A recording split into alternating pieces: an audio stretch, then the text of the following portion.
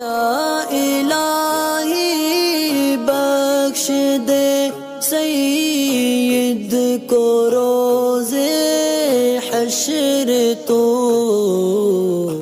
गुल सबा है, इन्होंने मालूम करा था कि एक इस्लामी बहन को नमाज़ पढ़ते हुए देखा और नमाज फ़र्ज़ नमाज वो बैठ के पढ़ रही थी।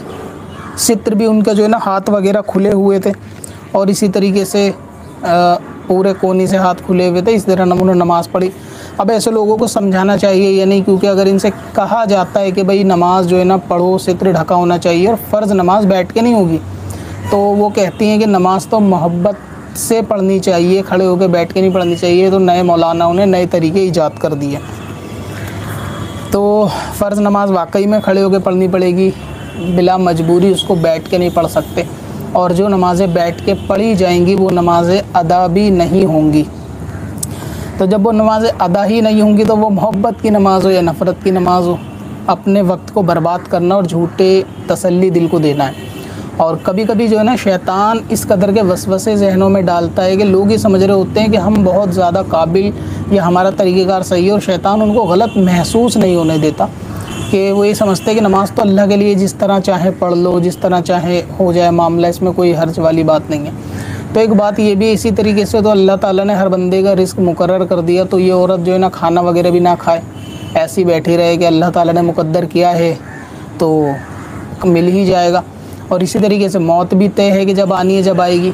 तो फिर ये खाना भी ना खाकर बैठी रहे, मर थोड़ी ना जाएगी, क्योंकि जब मौत आनी है वो तो जब ही आएगी। इसमें कोई तब्दीली तो नहीं हो सकती, क्योंकि मौत भी अल्लाह तबारक व तआला का और बंदे का मामला है।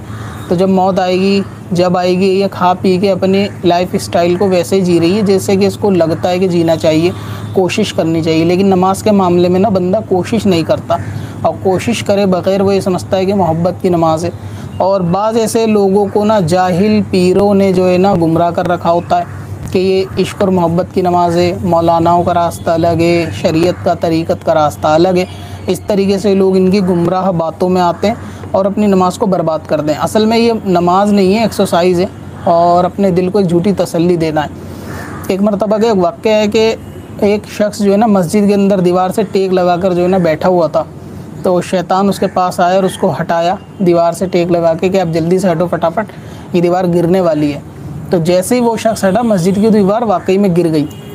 उस शख्स ने उसका शुक्रिया अदा किया कि जिसने उसकी जान बचाई, कि आपने मुझे बचा लिया, आप तो अल्लाह ताला के नेक बंदे हो, और अगर आप मुझे नहीं बचाते तो मैं इस दीवार के नीचे मर जाता, आज आपने मेरी जान बचा ली।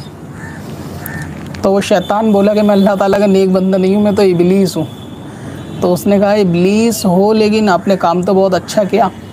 तो शैतान ने ये कहा कि ये बज़ाहिर जो तुम्हें काम अच्छा लगा, मैंने इसके अंदर भी अपनी एक चाल चली है।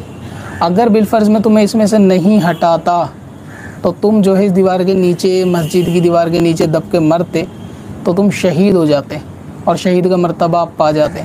मैं नहीं चाहता था कि आपको ये मर्तबा मिले, इसीलिए मैंने आपको हटाया, ताकि अभी आप और ज़्यादा गुनाह कर सको। और हो सकता है मैं अभी भी कोशिश करूँगा कि मौत के वक्त भी आपका ईमान छीनने में कामयाब हो जाऊँ। तो क्योंकि बंदा शहीद मरता है तो उसकी ज़्यादा फजीलत है, और अगर शहीद नहीं मरेगा तो उसको ज़ाहिर है कि ईमान जाने का ख़तरा तो बना ही रहेगा लगातार। तो शैतान के पास एक और मौका मिला उसका ईमान छीनने के लिए, आगे गुनाह करवाने के लिए, बहकाने के लिए। तो बज़ाहिर ये उसको अच्छा काम लगा कि इसने मुझे बचा लिया है, तो नेक बंदा है।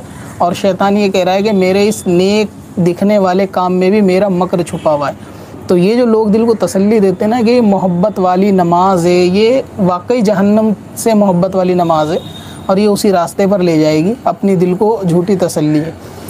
तो अगर इनको समझाने से आपको ये लगता है कि ये समझ जाएंगी, मतलब अगर ऐसा है कि उनको समझा दिया जाए और वो समझ जाएंगी, तब तो इनको समझाना आपको वाजिब है। जैसा कि आपका सवाल था कि इनको समझाना चाहिए या नहीं, यानी कोई शख्स ऐसी गलती कर रहा हो कि उसको बताने से ये ज़न्न गालिब हो कि ये बंदा मान जाएगा उस गलती से, तो उसको बता देना चाहिए।